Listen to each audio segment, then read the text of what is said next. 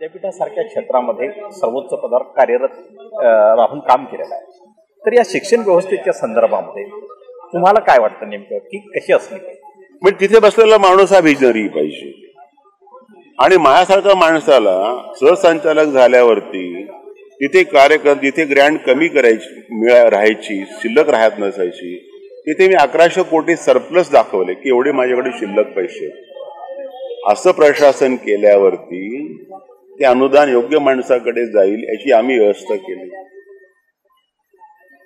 ही व्यवस्था सुधारण्यासाठी शिक्षकावरती वंचितपणा येत होता, दिलं अनुदान वाटलं जात नव्हतं, दिलं जात नव्हतं. ती व्यवस्था आम्ही त्यावेळेला शासनाने काँग्रेसचं शासन होतं ती आम्ही प्रभावीपणे आणली. इंजिनिअरिंग BEd मेडिकल ऍडमिशन प्रक्रिया आणली. लोकांना न्याय मिळायला लागला. मायनॉरिटी संस्थांना पण आम्ही खूप प्रकारे मदत करून त्यांना पुढे आणण्याचा प्रयत्न केला, त्यांचे हक्क अबाधित ठेवले. आता प्रश्न असा आहे त्याचं जे नियोजन करायला पाहिजे ते नियोजन ज्या पद्धतीने करायला पाहिजे ते झालं नाही. म्हणजे कसं आहे ऍक्सेसिबिलिटी.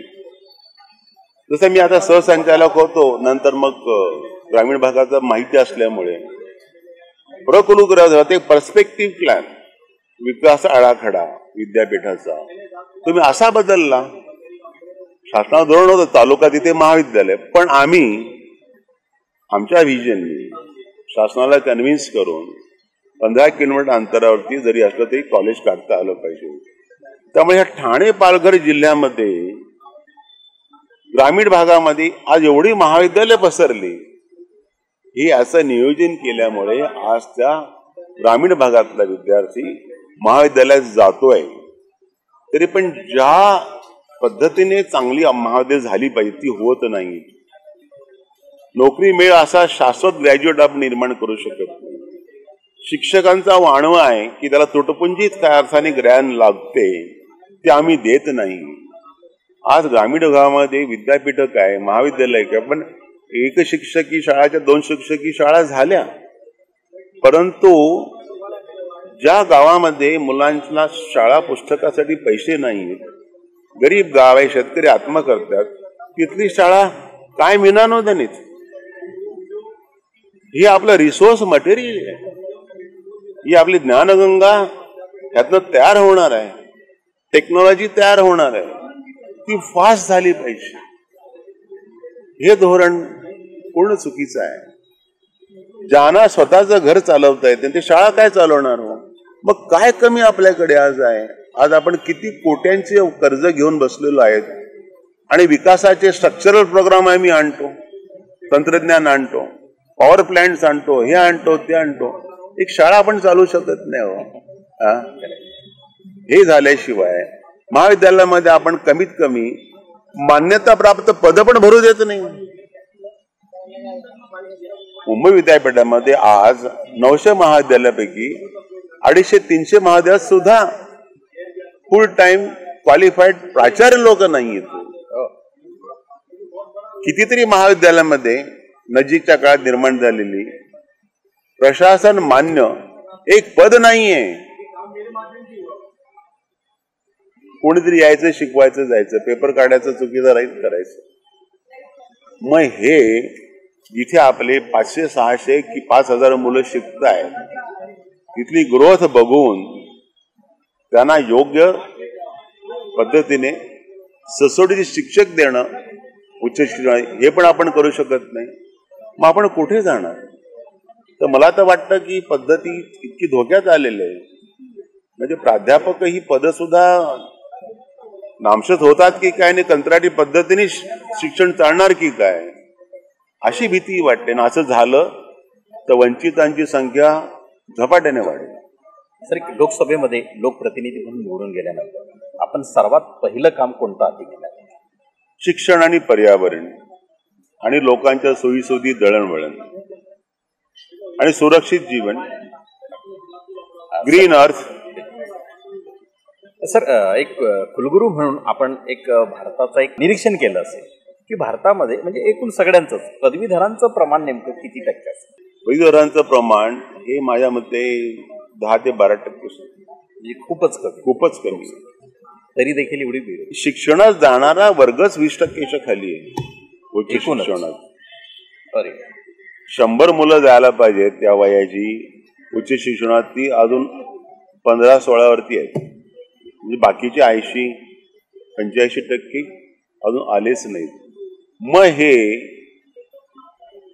जे जातात त्यांचा रिझल्ट 50% धरा,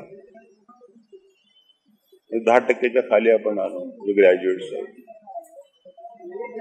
सर एक शेवटचा असा एक प्रश्न आहे की आपलं नेटिव्ह कोकण आहे, आपलं शैक्षणिक कार्यक्षेत्र मुंबई आणि राजस्थान आहे, पण लोकसभा मतदारसंघामध्ये भिवंडीची निवड केली, याचे निकष काय आहे? आता भिवंडीची निकष निवडण्याचं कारण असं, शहरामध्ये खूप लोक उपलब्ध आहेत पात्रता असलेले निवडणूक लढायला.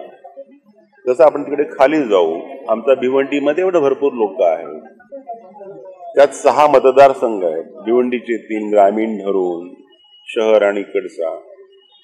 शहापूर मुरबाड जो आमचा मुळात मी शेतकरी आहे, अल्पभूधारक समजा, आणि हे मी पाहिलेलं आहे. ह्या लोकांचं जीवन हे मुंबई भिवंडीशी निगडीत आहे. तिथले खास खड्डे सगळे मला माहिती आहे. भिवंडीमध्ये माझं शिक्षण झालं महाविद्यालय. अण्णासाहेबांनी जर कॉलेज नसतं काढलं भिवंडीला तर मी कॉलेजला गेलो नसतो, हे मी प्रांजळपणे सांगतो. मग त्यांनी वंचितांसाठी जे काम केलं, माझ्या गावात त्यांना आम्ही जमीन दिलं, त्यांच्या माझ्या आंबिस्ते गावात त्यांनी स्कूल, आश्रम, ऍग्रिकल्चर ज्युनियर कॉलेज काढलं. आता ह्यांना शिक्षण सम्राट मला म्हणा असं कधी म्हटले नाही. ते अहो बसमध्ये मी त्यांना डोळ्यांनी पाहिले, माझ्या खांद्यावरती पोतं भाताचं, लोकांकडे पैसे नसायचे, पोतं घेऊन त्यांनी गावागावात बसमध्ये प्रवास केलाय, भात गोळा केलं, त्या गावात ठेवलं, मग ते विकलं. असा पैसा करून भिवंडीच्या कॉलेजची त्यांनी निर्मिती केलेली आहे. मग असंच काम सगळ्यांनी केलं असतं तर वंचित समाज राहिला नसता. करून दिलेल्या सुविधा आहेत त्या शासनाच्या प्रणालीमध्ये पद्धतीपणे मान्यतेप्रमाणे पण चालवण्याची शक्ती प्रदान केली, ती दिली जात नाही.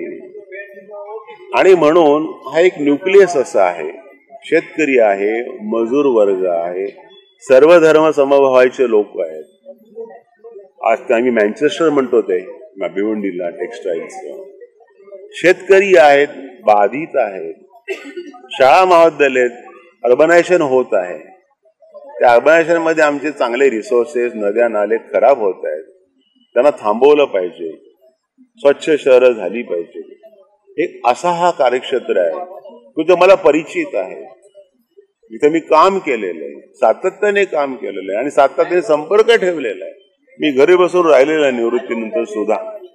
आज इथे ह्या कॉलेजला, त्या कॉलेजला, ही सभा, ते सभा, हे पर्यावरण, हे चालूच आहे. त्यामुळे हा मला सोयीस्कर वाटला आणि म्हणून मी कुठल्या राजकीय पार्टीत कधी जोडलेलं नव्हतो, काही विचारांशी जोडलेलं आहे. पण म्हणजे याला योग्य वंचितांकडनं जेव्हा मला आमंत्रण आलं मी ते स्वीकारलं. कारण हा आम्ही ज्या दोष होते ते सर्वांनी मिळून ते दूर करण्यासाठी एक शासन व्यवस्था निर्माण केली पाहिजे. त्यासाठी तो भाग अगदी चांगल्या पद्धतीने आपल्याला समजला पाहिजे, तो मला समजलेला आहे. म्हणजे माझा योग्य योगदान राहील अशी माझी खात्री आहे, म्हणून मी तो निवडले. भारतीय समाज नेहमी म्हणत असतो की उच्च शिक्षित लोक राजकारणात येत नसल्यामुळे राजकारणाचा दर्जा घसरत असतो. परंतु डॉक्टर अरुण सावंत यांच्या निमित्ताने देशाच्याच, केवळ भिवंडीच्याच नव्हे तर देशाच्या राजकारणामध्ये अत्यंत उच्च शिक्षित व्यक्तिमत्वाचा हा प्रवेश हा समग्र भारतीय मतदारांसाठी आव्हान आहे. आणि म्हणून जो भारतीय समाज हे म्हणतो की उच्च शिक्षित लोक राजकारणात येत नाही, त्याला छेद देऊन डॉक्टर अरुण सावंत वंचित बहुजन आघाडीच्या माध्यमातून भिवंडी लोकसभा मतदारसंघातून निवडणूक लढवित आहेत. आणि मतदारांनी या आव्हानाला कसं स्वीकारायचं, कसं पेलावं, हा मतदारांवर सोपवलेला वेग आम्ही या ठिकाणी जाहीर करतो. आणि डॉक्टर अरुण सावंत यांनी आम्हाला जो वेळ दिला, यापुढेही त्यांच्या अशा अनेक मुलाखती आम्ही आपल्यासाठी घेत राहू. आज जो त्यांनी वेळ दिला त्यांनी दिलेल्या वेळापेक्षा आम्ही अधिक वेळ घेतला आणि त्यांनी तो दिला त्याबद्दल त्यांचा मनपूर्वक आभार. नमस्ते.